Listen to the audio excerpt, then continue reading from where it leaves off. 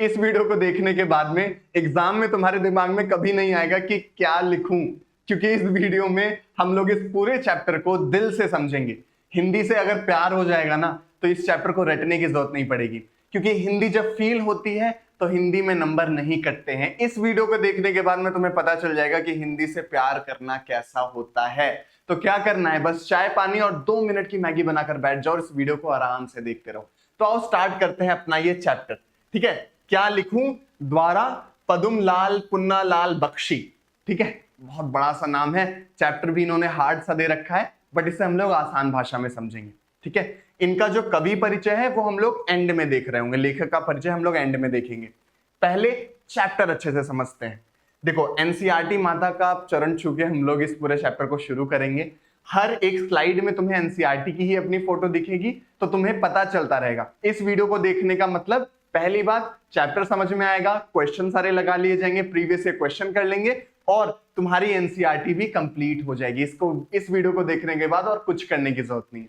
ठीक है, तो देखो, सबसे पहले तो हमारे जो लेखक हैं वो ये बताते हैं कि लेखन से उनका क्या रिश्ता है, लिखने से उनका क्या रिश्ता है। हमारे जो लेखक हैं वो कहते हैं कि अंग्रेजी में एक बहुत ही बड़े निबंध लेखक हुए हैं जिनका नाम है एजी गार्डनर। ठीक है, वो कहते हैं कि एजी गार्डनर कहते हैं कि जो लेखक होता है उसके दिमाग में जो भाव है वो खुद ब खुद आ जाते हैं, और वो उसके जो भाव हैं वो उसके दिमाग में आवेग पैदा करते हैं। आवेग मतलब होता है थोड़ा सा एक तरीके का उथल पुथल करते हैं, एक बेचैनी बढ़ाते हैं जिससे लेखक लिखता है। ठीक है, वो कहते हैं एक एग्जाम्पल से कि जैसे हैट को टांगने के लिए खूंटी की जरूरत नहीं पड़ती, वैसे ही जो लेखक है उसके लिए टॉपिक इंपॉर्टेंट नहीं रखता है। टॉपिक एक खूंटी हो गई, हैट उसके मन के जो भाव हैं वो हो गए। तो जो लिखने की जो बेचैनी है जब लेखक के मन में आती है तो वो खुद ब खुद किसी भी टॉपिक पर लिखता जाता है, और इसी से ही अच्छी लिखने की शुरुआत होती है। लेकिन हमारे जो लेखक हैं वो कहते हैं कि मैं गार्डनर साहब के इस कथन की यथार्थता में संदेह नहीं करता हूं, मतलब ये सत्य है, मैं इसमें संदेह नहीं कर रहा हूं, लेकिन मेरे साथ प्रॉब्लम है, मेरे साथ ऐसे भाव आते नहीं है, मुझे समझ नहीं आता है, मुझे तो बहुत मुश्किल से दिमाग में थॉट्स आते हैं, फिर मैं उसको लिख पाता हूं, मुझे तो सोचना पड़ता है, मुझे तो चिंता करनी पड़ती है, परिश्रम करना पड़ता है, तब जाके मैं कुछ लिख पाता हूं, मेरे दिमाग में ऐसे जो भाव हैं वो नहीं आ रहे होते हैं। लेखक कहते हैं कि आज उनके लिए और बड़ी दिक्कत है। क्या दिक्कत है? आज उन्हें एक आदर्श निबंध लिखना है। आदर्श निबंध मतलब एक एग्जाम्पल दिखाना है कि निबंध लिखा कैसे जाता है। आदर्श मतलब हो गया एग्जाम्पल, जिस तरीके से निबंध लिखा जाए।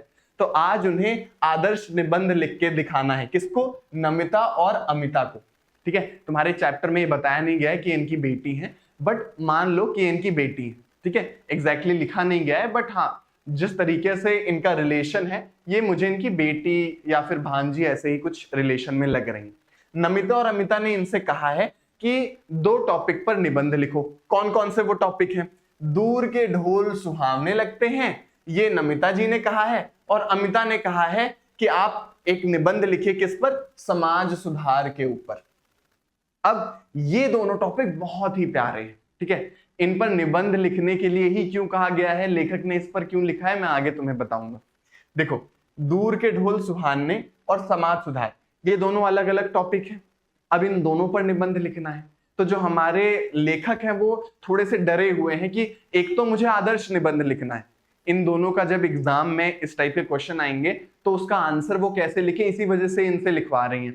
अब यहाँ पर अगर वो कोई भी काम चलाऊं से लिख देंगे तो फिर उनके नंबर कट सकते हैं, इसी वजह से उन पर बहुत सारा प्रेशर है। इसमें उन्हें विशेष परिश्रम, ज्यादा मेहनत करने की जरूरत पड़ेगी, क्योंकि इन्हें एक एग्जाम्पल निबंध लिखना है जिसको देखकर ये जो दोनों बच्चियां हैं वो सीख पाए। ठीक है, अब देखो, दूर के ढोल सुहावने तो होते हैं, लेकिन क्या वो इतने सुहाने होते हैं कि उन पर 5 पेजेस लिखे जा सके? लेखक ये सोच रहे हैं कि ठीक है, दूर के ढोल सुहाने पे इतना बड़ा निबंध कोई कैसे लिख दे। वैसे ही जो समाज सुधार जैसा टॉपिक है, जिसमें बहुत ही विद्वानों ने बहुत ही पिछले समय से एकदम अपनी बात को रखा है, तर्क किए हैं, बहुत सारे टॉपिक्स हैं, बहुत सारी चीजें हैं, बहुत ही कॉम्प्लिकेटेड टॉपिक। समाज सुधार जैसा टॉपिक, समझ रहे हो, इतना बड़े कॉम्प्लिकेटेड टॉपिक को 5 पेज में कैसे लिखा जा सकता है? इसमें भी कंफ्यूज है। तो एक तो टॉपिक इतना छोटा है जिसमें वो समझ नहीं पा रहे कि 5 पेज लिखे तो क्या लिखें, और एक टॉपिक इतना बड़ा है जिसमें उन्हें समझ नहीं आ रहा है कि कौन कौन से टॉपिक लिखें। तो ये दोनों बहुत ही एक तरीके से पेचीदा टॉपिक हैं। अब समझ नहीं आ रहा है क्या करें।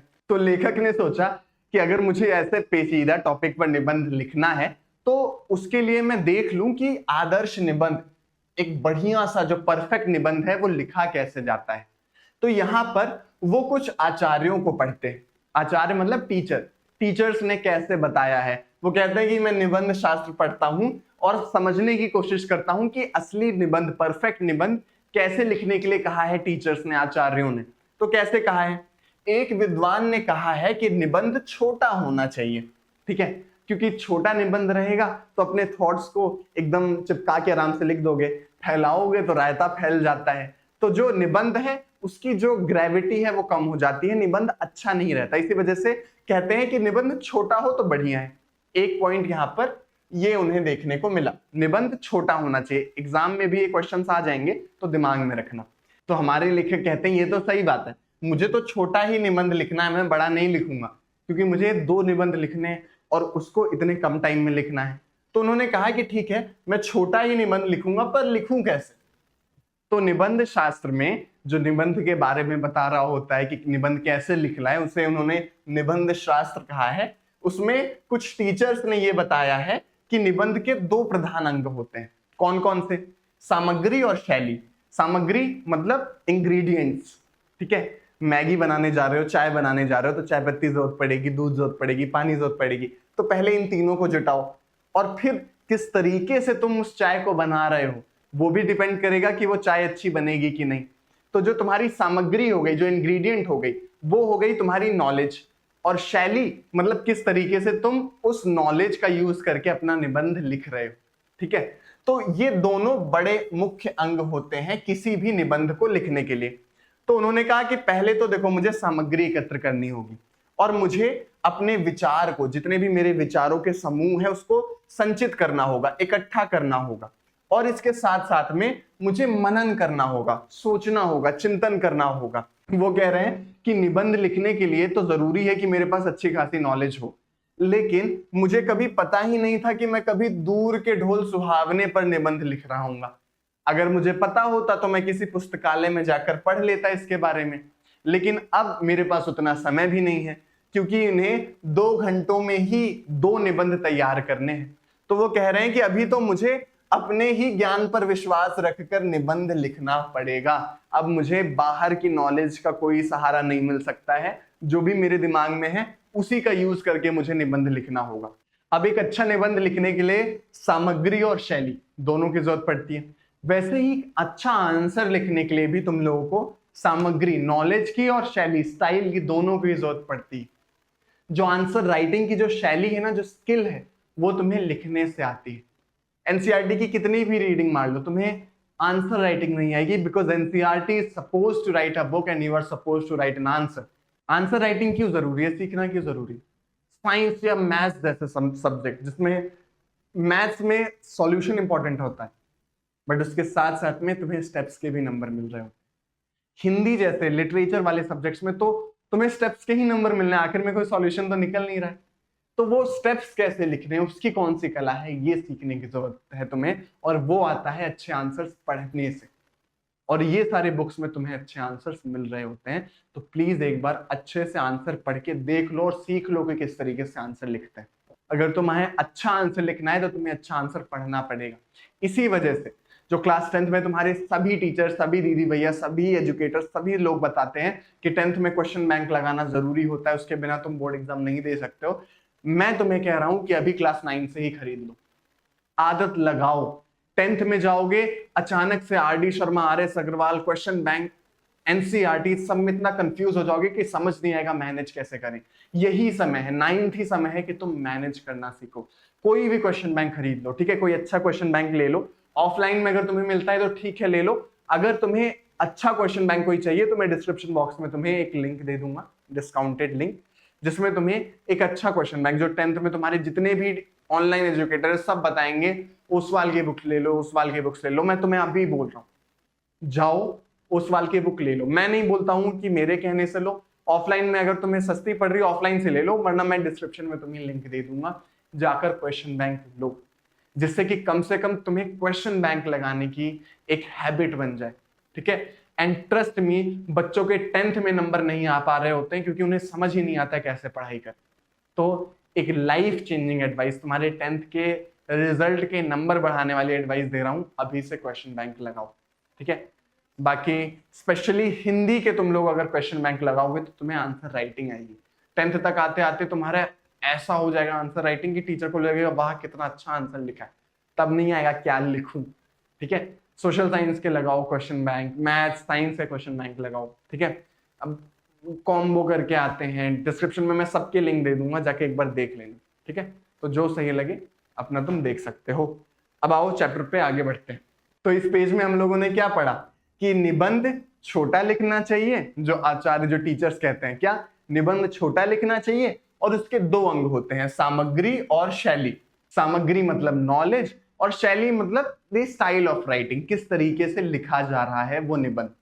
तो यहाँ पर हमारे लेखक के पास में सामग्री जुटाने का टाइम नहीं है, नॉलेज जुटाने का टाइम नहीं है, जो उनके पास नॉलेज है उसी से उन्हें लिखना पड़ेगा। अब निबंध लिखने जाते हैं हमारे लेखक, तो वो देखते हैं कि फिर से विद्यों ने, मतलब विद्वानों ने, जो आचार्य हैं, जो टीचर्स हैं, उन्होंने कहा है कि देखो निबंध लिखने से पहले उसकी रूपरेखा बना लेनी चाहिए। निबंध लिखने से पहले पॉइंट्स बना लेना चाहिए कि हमें किस किस पॉइंट पर लिखना है, ठीक है।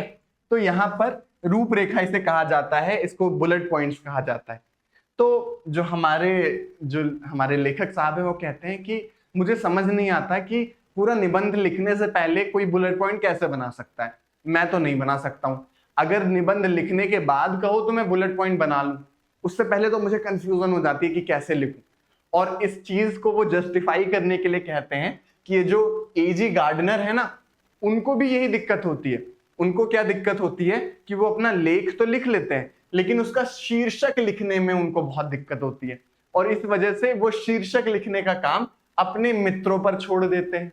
इस चीज को जस्टिफाई करने के लिए वो एक और एग्जांपल देते हैं कि जो शेक्सपियर है वो अपने नाटकों का जो शीर्षक है, जो टाइटल है, उसको लिखने में उनको इतनी दिक्कत होती है कि उन्होंने एक नाटक का नाम तो जैसा तुम चाहो ही लिख दिया, कि जैसा तुम चाहो वैसा इस नाटक का टाइटल रख दो, तो उन्होंने यही टाइटल रख दिया। अब यहाँ इस पॉइंट से जो लेखक हैं वो क्या कहना चाह रहे हैं ये समझो, तो तुम्हें दिल से समझ में आएगी, रट्टा मारने की, याद करने की जरूरत नहीं पड़ेगी। देखो जिसके पास में बहुत ज्यादा नॉलेज होती है ना, वो किसी भी चीज को एकदम छोटे पॉइंटर्स में करने में थोड़ा सा हिचकिचाता है कि ये भी तो पॉइंट इंपॉर्टेंट है। अगर तुम्हारे पास में 15 पॉइंट्स हैं तो उससे एक सबसे इंपॉर्टेंट पॉइंट निकालने में तुम्हें दिक्कत होगी। अगर तुम्हारे पास में नॉलेज ही नहीं है, एक ही पॉइंट है तुम्हारे पास में, तो तुम आसानी से लिख सकते हो। तो जो एजी गार्डनर है वो भी सोचते हैं कि इतना अच्छा उन्होंने निबंध लिखा है, उसका टाइटल क्या होगा जो इस पूरे अच्छे निबंध को जस्टिफाई कर पाए, इसी वजह से उन्हें दिक्कत होती है। ऐसे शेक्सपियर के जो महान नाटक है उसका टाइटल कैसे सोचे कोई, एक वर्ड में उस पूरे महान नाटक को कैसे कोई डिफाइन करे। इसी वजह से वो कह रहे हैं कि मेरे साथ भी यही दिक्कत है, मैं तो रूपरेखा डिसाइड नहीं कर पाऊंगा, रूपरेखा पहले से तैयार नहीं कर पाऊंगा। अब वो कहते हैं कि मुझे अब शैली निर्धारित करनी पड़ेगी। जो आचार्य हैं वो कहते हैं कि जो शैली होती है, जो स्टाइल ऑफ राइटिंग है, वो कैसी होनी चाहिए। जो भाषा है, भाषा में प्रवाह होना चाहिए, ठीक है। एक तरीके से जो कंटिन्यूटी है, एक ही शब्द को एक ही टॉपिक पे अच्छे से बात करना चाहिए। प्रवाह ये नहीं कि तुम आड़े तेड़े से कोई भी शब्द डाल दे रहे हो, भाषा में प्रवाह होना चाहिए, और इसके साथ साथ में छोटे छोटे वाक्य होने चाहिए, जिससे छोटा वाक्य पढ़ के लोगों को आसानी से समझ में आ जाए। लेकिन हमारे लेखक साहब कहते हैं कि मैं तो मास्टर हूं, मैं तो एक्सपर्ट हूं, मैं ऐसे छोटे छोटे शब्द कैसे लिख दूं। मेरा तो मन करता है कि जब तक पूरा वाक्य कम से कम आधे पृष्ठ में ना हो तब तक वो समाप्त नहीं होना चाहिए, क्योंकि उनके हिसाब से जितने भी महान राइटर्स हैं, जैसे बाणभट्ट हो गए, उन्होंने अपने लेखन कादंबरी में लिखा है जिसमें उन्होंने वाक्यों को बहुत ही मुश्किल बनाया है। ऐसे ही वो एक और एग्जांपल देते हैं कि श्री हर्ष जो कवि हैं, संस्कृत के प्रसिद्ध कवि, उन्होंने अपनी जो राइटिंग्स हैं उनमें गुत्थियां डाल दी हैं। उन्होंने भी जानबूझकर अपनी रचनाओं में गुत्थियां डाल दी हैं, मतलब उसको कठिन कर दिया है, जिससे जो अज्ञ हैं, अज्ञों मतलब होता है जो अज्ञान है, वो समझ ना सके, उस गुत्थी को सुलझा ना सके। गुत्थी मतलब हो गया पहेली। तो ये जो राइटर है ना, वो अपनी राइटिंग को और अच्छा करने के लिए, यूनिक बनाने के लिए ऐसे गुत्थियां डालते रहते हैं, ऐसी पहेलियां डालते रहते हैं अपने राइटिंग में। इससे क्या होगा, इससे जो उनकी भाषा है वो थोड़ी सी गंभीर लगेगी, इंपॉर्टेंट लगेगी। ठीक है, तो ये जो भाषा की अस्पष्टता है, मतलब जो समझ ना आना है, वो उस भाषा को गंभीर बनाता है, वो और अच्छी लगती है। समझ में आ? कैसे समझ में आएगा? एनसीईआरटी की भाषा तुम्हें समझ कहाँ आती है?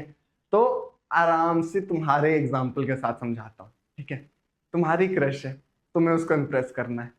अब या तो तुम साधारण तरीके से बोल सकते हो कि मैडम आप बहुत सुंदर दिखती हैं, या फिर तुम अपनी बात को गंभीर करने के लिए कह सकते हो कि मैंने सोचा था कि तू है तो दरख्शां है यार, तेरा गम है तो गमे दहर का झगड़ा क्या है, तेरे होने से है आलम में बहारों को सबा, तेरी आंखों के सिवा दुनिया में रखा क्या है। अब ये बोलोगे तो इम्पैक्ट अलग पड़ेगा। समझ में आया? 75 शब्द इसके तुम्हें पता नहीं है कि इसका मीनिंग क्या है, बट इम्पैक्ट आता है। इसी वजह से उन्होंने कहा है कि जो भाषा में ये जो अस्पष्टता होती है, जो समझ में ना आना है, जो गुत्थियां हैं, जो पहेलियां हैं, ये उस भाषा को और गंभीर करती हैं। तो देखो भाई, भले ही विद्वानों ने कहा हो कि छोटे छोटे शब्दों में लिखो, वाक्यों में लिखो, लेकिन मैं तो अच्छे खासे वाक्यों में लिखूंगा, क्योंकि मुझे चाहिए कि मेरी राइटिंग अच्छी लगे। मैं मास्टर हूं। इसी वजह से तो राइटर्स अलंकारों का यूज करते हैं, मुहावरों का यूज करते हैं, लोकोक्तियों का यूज करते हैं। लोकोक्तियां मतलब जो लोकगीत होते हैं ना, जो कहावतें होती हैं, उसका इस्तेमाल यहाँ पर निबंधों में किया जाता है, जिससे कि थोड़ी सी गंभीर लगे राइटिंग। अब यहाँ पर जो हमारे लेखक साहब हैं, वो कहते हैं कि जो अंग्रेजी निबंधकार है ना, उनकी पद्धति थोड़ी अलग है, उनके लिखने का तरीका थोड़ा अलग है। पद्धति मतलब होता है तरीका, और उस पद्धति के जन्मदाता है मांटेन। ठीक है, मांटेन नाम के एक व्यक्ति हैं जिन्होंने निबंध लिखने का एक अलग तरीका डेवलप किया अंग्रेजी लैंग्वेज में। वो क्या था, उसमें वो वही लिखते हैं जो उन्होंने एक्सपीरियंस किया, जो उन्होंने महसूस किया हो, स्वयं जो कुछ देखा, सुना, अनुभव किया, उसी को निबंध में लिपिबद्ध करते हैं। लिपिबद्ध मतलब लिखना। ठीक है, तो निबंध में जो भी लिख रहे हैं वो खुद के एक्सपीरियंस को लिख रहे हैं। और ये सारी जो रचनाएं होती हैं वो मन की स्वच्छंद रचनाएं हैं। स्वच्छंद मतलब स्वतंत्र। ठीक है, तो इसमें किसी कोई टेक्निक नहीं है, इसमें कोई आडंबर नहीं है। इस तरीके की रचनाओं में कोई रूल्स नहीं रहते, कोई लिमिटेशन नहीं रहती, ना ही कोई प्रेशर रहता है। कैसा प्रेशर कि अपने आप को बहुत ही इंटेलेक्चुअल साबित करने का। यहां पर ना कवि की उदात्त कल्पना, कल्पना की गहराई भी यहां पर नहीं होती है, और ना ही यहाँ पे लेखक की जो सूक्ष्म दृष्टि है उस पर कोई फोकस होता है, ना ही जो विज्ञ, जो विद्वान लोग हैं, उनकी कोई तर्कपूर्ण गंभीर बातें हो रही होती हैं। यहाँ पर वही बातें होती हैं जो सच्ची अनुभूति होती है लेखक की, जो उसने खुद एक्सपीरियंस किया हो, और ये एक नया उल्लास लाता है। ठीक है, इसमें जब तुम्हारे साथ कुछ एक्सपीरियंस हो, अपने क्रश के बारे में अगर तुम्हें लिखना हो तो कितने प्यारे तरीके से लिखोगे। वहीं अगर तुमको कोई बोल दे कि बताइए प्यार के जो पड़ाव होते हैं उसके बारे में लिखो, तो तुम बोरिंग हो जाओगे, बोरिंग तरीके से लिखोगे। इसी वजह से दोनों टॉपिक तो सेम है, लेकिन अपनी क्रश के बारे में लिख रहे हो तो तुम्हारे अंदर उल्लास रहेगा, तुम अपने एक्सपीरियंस को अच्छे से लिख सकते हो। तो अंग्रेजी में इसी तरीके से जो राइटिंग होती है वो किया जाता है, निबंध राइटिंग की जाती है। ठीक है, तो यहाँ पर अपनी ही दृष्टि को यहाँ पर जो हमारे लेखक होते हैं वो देख रहे होते हैं और उसी में लीन होते हैं। दुनिया भर के आडंबर, दुनिया भर की बातों पर यहाँ पर फोकस नहीं होता है, अपने एक्सपीरियंसेस पर यहाँ पर बात हो रही होती है। तो लेखक सोचते हैं कि मैं भी इसी पद्धति का अनुसरण कर लूं, मैं भी इसी पद्धति को फॉलो करके इसी तरीके से अपना निबंध लिख लेता हूं। लेकिन यहाँ पर प्रॉब्लम यह है कि हमारे जो लेखक हैं उनको 2 निबंध लिखने हैं। अब ये इस तरीके से निबंध लिख तो लें, लेकिन 2-2 निबंध लिखना तो मुश्किल पड़ जाएगा। तो यहाँ पर हमारे लेखक एक और एग्जाम्पल देते हैं अमीर खुसरो का। अमीर खुसरो भाई साहब, इंडिया में गजल लिखने की शुरुआत अमीर खुसरो जी ने की थी। इन्होंने पारसी और उर्दू का जो मिक्सचर करके, आज बॉलीवुड में जितने भी तुम गाने सुनते हो ना, वो कहीं ना कहीं अमीर खुसरो साहब से ही मोस्टली इंस्पायर रहते हैं। जिहाले मिस्की मकुन तगाफुल, धुराए नैना बनाए बतिया, सखी पिया को जो मैं ना देखूं तो कैसे काटूं अंधेरी रतिया। इतने प्यारे प्यारे यहाँ पर हम लोगों को अमीर खुसरो के जो लाइनें हैं, जो गजलें हैं, वो देखने को मिलती हैं। अब यहाँ पर अमीर खुसरो का ही एग्जाम्पल लेकर वो कहते हैं कि एक बार वो प्यास लगने पर एक कुएं के किनारे गए। वहां पर कुछ औरतें थी जो पानी निकाल रही थी। पानी निकालने के बदले में उन औरतों ने अमीर खुसरो से कहा कि भाई मेरे कुछ टॉपिक्स हैं, उस पर आप कुछ लिख दो। एक औरत ने कहा कि आप कुछ खीर पर लिख दो। एक औरत ने कहा कि आप कुछ चरखे पर सुना दो। एक औरत ने कहा कि आप कुत्ते पर सुना दो। एक औरत ने कहा कि आप ढोल पर सुना दो।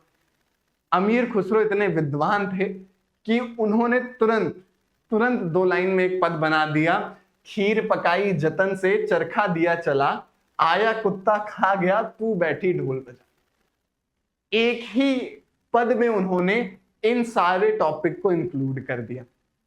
तो यहां पर हमारे लेखक कहते हैं कि मैं इनके जितना प्रतिभावान विद्वान तो नहीं हूं, मेरे पास तो बस 2 ही टॉपिक हैं, तो क्यों ना मैं भी इन दोनों को मिलाकर अपना निबंध लिख लूं। ठीक है, तो यहां पर वो उन दोनों टॉपिक को मिलाकर एक निबंध लिखते हैं जो हमारा यहां से होता है शुरू। ठीक है, क्या है निबंध देखो। दूर के ढोल सुहावने होते हैं क्योंकि उनकी कर्कशता, कर्कशता मतलब होता है चुभना। ठीक है, कट कट कट कट जोर से आवाज हो तो वो चुभता है। तो जो उनकी कर्कशता है वो दूर तक नहीं पहुंचती, दूर से सुनोगे तो अच्छी आवाज आती है। जब ढोल के पास बैठे हुए लोगों के कान के पर्दे फटते रहते हैं, तब दूर किसी नदी के तट पर संध्या समय किसी दूसरे के कान में वही शब्द मधुरता का संचार कर देते हैं कि तुम पास में अगर ढंडन ढंडन ढंडन बज रहा हो तो तुम्हारे जो कान है वो फटने लग जाएंगे, लेकिन अगर वही नदी के किनारे अगर तुम बैठे रहो तो वही जो ढोल के सुर है वो सुहाने लगते हैं। अच्छा, वो सुहाने इस वजह से भी लगते हैं क्योंकि जब कोई भी व्यक्ति वो सुनता है तो उसको किसी विवाह उत्सव की याद आती है कि किसी का विवाह हो रहा है, किसी की शादी हो रही है। उसके साथ साथ में उसके दिमाग में एक लज्जाशील नव वधु की कल्पना भी होने लगती है कि हाँ कोई दुल्हन होगी जिसकी अभी नई नई शादी हो रही होगी, जो प्रेम, उल्लास, संकोच, आशंका और विषाद, विषाद मतलब होता है दुख, इन सबसे भरी हुई होगी। विषाद मतलब अपने मायके को छोड़ के जाने का विषाद, दुख। तो यहाँ पर ये सारे जो इमोशन है वो कोई व्यक्ति जो दूर से ढोल सुन रहा है वो फील कर सकता है। अच्छा, जो पास में बैठा हुआ है, जो यहाँ पर जो समीप है, उसको भी कोई दिक्कत नहीं है क्योंकि वो पास से इन सब चीजों को एक्सपीरियंस कर रहा है। ढोल की जो कर्कश ध्वनि है वो मधुर बन जाती है सिर्फ प्रेम, उल्लास, संकोच, आशंका और विषाद के होने से। लेखक कहते हैं कि उस ढोल में सिर्फ ध्वनि नहीं होती, ध्वनि के साथ साथ आनंद का कलरव, कलरव मतलब होता है मधुर ध्वनि। तो ये हो रहा होता है, उत्सव का प्रमोद, उत्सव की शुरुआत, उत्सव का जो आनंद है वो मिल रहा होता है। प्रेम का संगीत जो होता है ये तीनों मिले हुए रहते हैं। तभी जो समीपस्थ हैं, जो पास में है, जो समीप हैं, उन लोगों को भी इसकी कर्कशता कटु नहीं लगती, बुरी नहीं लगती, चुभती नहीं है क्योंकि ये जो प्रेम है, जो इस ध्वनि के साथ साथ में ये जो तीनों चीजें मिली हुई रहती हैं, उससे जो ढोल है उसके जो सुर है वो मधुर हो जाते हैं। आगे हमारे लेखक लिखते हैं कि ये बात सच है कि दूर रहने में हमें यथार्थ की कठोरता का अनुभव नहीं होता। क्या प्यारे तरीके से लिखा है। अगर तुम दूर हो तो तुम्हें जो यथार्थ है, जो सत्य है, उसकी कठोरता का अनुभव नहीं होता, तुम्हें उसकी प्रॉब्लम्स नहीं दिखती दूर से देखने पर। यही कारण है जो तरुण संसार के जीवन संग्राम से दूर हैं। अब क्या क्या यहाँ पर हैवी हैवी वर्ड आ गए। तरुण मतलब होता है यंग, संसार मतलब होता है वर्ल्ड। तो जो तरुण संसार मतलब जो तुम्हारा देखने का नजरिया है, दुनिया को देखने का नजरिया, तुम युवा हो, बच्चे हो, अभी तुमने दुनिया को अच्छे से देखा नहीं है। जो जीवन संग्राम से दूर हो, तुम जीवन संग्राम से दूर हो, अभी खाना पीना हो जा रहा है, रहने की जगह हो जा रही है, तुम्हारे पेरेंट्स सब कर दे रहे हैं। एक टाइम ऐसा आएगा जब तुम्हें इन सब चीजों को अरेंज करना होगा। अब तुम्हारा जो दुनिया का देखने का नजरिया है वो बहुत मनमोहक है। अभी तुम्हें लगता है बड़े हो जाएंगे तो अपना फ्री से इधर उधर घूमेंगे, एंजॉय करेंगे और फ्री रहेंगे, जहां मन करेगा वहां जाएंगे, रात भर बाहर रहेंगे। तो ये सब तुम्हारी कल्पनाएं हैं जो तुम्हें एक संसार, जो अभी जो तुम तरुण संसार है उस जगह से जो तुम देख रहे हो कि जीवन ऐसा होगा, तुमने अभी रियल जीवन देखा नहीं है। और वहीं कुछ लोग ऐसे हैं जो वृद्ध हो चुके हैं। जो वृद्ध लोग हैं उनको अपनी बाल्यावस्था और तरुणावस्था जो अब उनकी जा चुकी है, अब तो बूढ़े हो गए, तो उनको अपनी बाल अवस्था अच्छी लगती है, उनको वही मधुर लगता है। यहां पर जो अतीत काल की स्मृतियां हैं वो उनके लिए बहुत बड़ी सुखद होती हैं। तुम्हारे लिए भविष्य अच्छा है, उनके लिए अतीत अच्छा था। वर्तमान से सभी को दिक्कत है, वर्तमान से दोनों को असंतोष है। वो बच्चे बनना चाहते हैं और तुम बड़े होना चाहते हो। इसी भाव को हरिवंश राय बच्चन ने अपनी पुस्तक मधुशाला में इतने अच्छे तरीके से बताया है कि अपने युग में सबको अनुपम ज्ञात हुआ अपना प्याला, अपने युग में सबको अद्भुत ज्ञात हुई अपनी हाला, लेकिन वृद्ध जनों से पूछा तो एक यही उत्तर पाया, अब न रहे वो पीने वाले और न रही वो मधुशाला। सबको अपना ही समय, जो बचपन का समय है, बूढ़े होने के बाद में अच्छा लग रहा होता है। एक बहुत ही प्यारी लाइन है, तरुण भविष्य को वर्तमान में लाना चाहते हैं और वृद्ध अतीत को खींचकर वर्तमान में देखना चाहते हैं। बहुत प्यारे तरीके से उन्होंने लिखा है। तरुण क्रांति के समर्थक होते हैं, क्रांति, बदलाव। अभी तुम चाहते हो ना कि जो तुम्हें स्कूल में रोका जाता है, यूनिफॉर्म पहनाई जाती है, रात में जल्दी घर आने बोला जाता है, ये सब हट जाए, सारे रेस्ट्रिक्शन हटा जाए, क्रांति हो जाए, तुम रात भर बाहर रह सको। यहाँ पर जो तरुण है, जो यंग लोग हैं, वो क्रांति चाहते हैं, लेकिन जो वृद्ध हैं वो अतीत के गौरव के संरक्षक होते हैं। वो कहते हैं कि जो अतीत में था वो ही अच्छा था, वर्तमान दोनों को ही अच्छा नहीं लग रहा होता है। अब यहाँ पर देखो किस तरीके से उन्होंने समाज सुधार को इंट्रोड्यूस किया है। दो टॉपिक थे ना, दूर के ढूंढ सुभावले और यहाँ पर समाज सुधार। तो वो कहते हैं कि जो मनुष्य जाति है, मनुष्य जाति में ऐसा कोई भी काल नहीं हुआ है जब सुधार ना हुए हो। ठीक है, भारत के इतिहास में बुद्ध देव, महावीर स्वामी, नागार्जुन, शंकराचार्य, कबीर, नानक, राजा राम मोहन रॉय, स्वामी दयानंद सरस्वती जैसे महान समाज सुधारकों ने जन्म लिया और हर एक के युग में कोई ना कोई प्रॉब्लम जरूर रही, कोई ना कोई दिक्कत जरूर रही जिसको उन्होंने सुधारा। हर जीवन में, हर समय में जीवन में नए नए दोष उत्पन्न होते जाते हैं और नए नए सुधार हो जाते हैं। ना दोषों का अंत होता है और ना सुधारों का। जो कभी सुधार थे, अब इसको समझना, जो कभी सुधार थे वही आज दोष हो गए हैं। उन सुधारों का फिर नव सुधार किया जाता है। जैसे कि एक समय में लोगों को पढ़ने में दिक्कत होती थी, ठीक है, लोगों को पढ़ने में दिक्कत होती थी, बुक्स वगैरह मिल नहीं पाते थे आसानी से। सुधार हुआ, इंटरनेट आया, अब देश विदेश की नॉलेज तुम्हारे पास आ जाती है, मैं तुम्हें सोचो सामने से पढ़ा रहा हूं, तो ये एक सुधार हुआ। लेकिन अभी आजकल के समय में क्या हो गया, फोन एडिक्शन हो गया इतना ज्यादा, आंखें खराब हो रही हैं, आंखें कमजोर हो रही हैं, स्ट्रेस बढ़ रहा है, ये सब किसकी वजह से, फोन की वजह से। तो एक समय में जो चीज सुधार थी अब वो प्रॉब्लम बन चुकी है। अब उस प्रॉब्लम को सुधारने के लिए दूसरे सुधार की जरूरत होती है। तो यहां पर वो यही कह रहे हैं कि मनुष्य की जाति में हमेशा कोई भी ऐसा समय नहीं आया जब मनुष्य वर्तमान से सुखी हो। वो कोई ना कोई सुधार चाहता है। कैसा सुधार? जो यंग है वो चाहेगा कि बदलाव हो, और जो बूढ़ा हो चुका है वो चाहेगा कि पहले का समय अच्छा था वही ले आओ। और वैसे ही कहते हैं कि जो हिंदी साहित्य है, हिंदी साहित्य में भी सेम ही ऐसी चीजें हो रही। जो प्रगतिशील साहित्य है, जो अभी लिखा जा रहा है, उसका निर्माण ऐसे ही किया जा रहा है।